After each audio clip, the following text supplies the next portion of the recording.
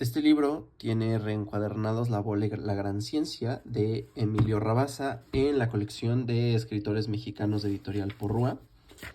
Es una de las primeras impresiones, no del texto en general, sino de la colección de escritores mexicanos de Porrúa.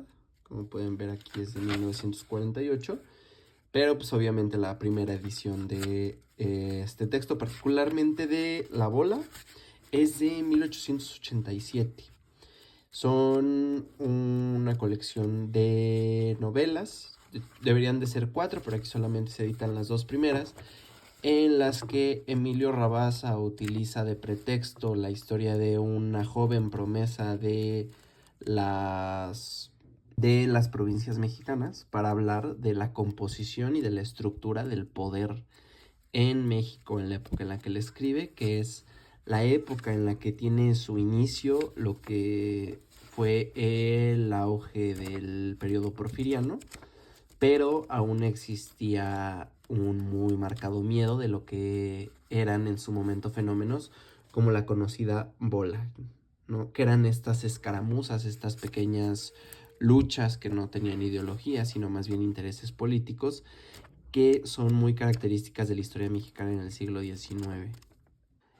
Es un texto bien interesante, muy divertido y además es una muestra de las habilidades literarias que tenían los escritores mexicanos de esta época y en particular Emilio Rabasa, quien terminó siendo un muy importante abogado de la historia del derecho en México y que incluso tuvo una amplia participación en la organización de la Escuela Libre de Derecho, fue su rector en los últimos años de su vida a lo largo de los años 20.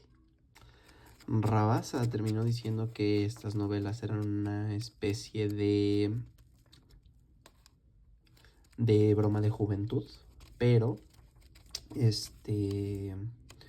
pues al final son de las obras más características de la literatura mexicana de su tiempo y pues es una broma de juventud que gustó demasiado a su época y se ganó varias ediciones aún en vida del autor, cuando él incluso como una especie, diría yo, de vergüenza, de pudor sobre sí mismo y sobre su talento literario, pues ocultó su autoría de la obra tras el seudónimo de Sancho Polo. Pero bueno, claro, más tarde se supo quién era el autor y era el gran Emilio Rabasa, quien también es autor de unos textos históricos muy críticos de... ¡Ay, sí cayó el rinito!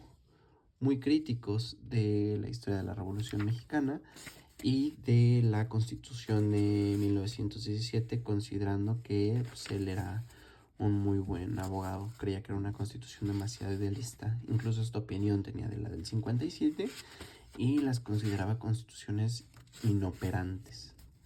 Pero bueno, ¿cómo lo ven? Muy buen autor.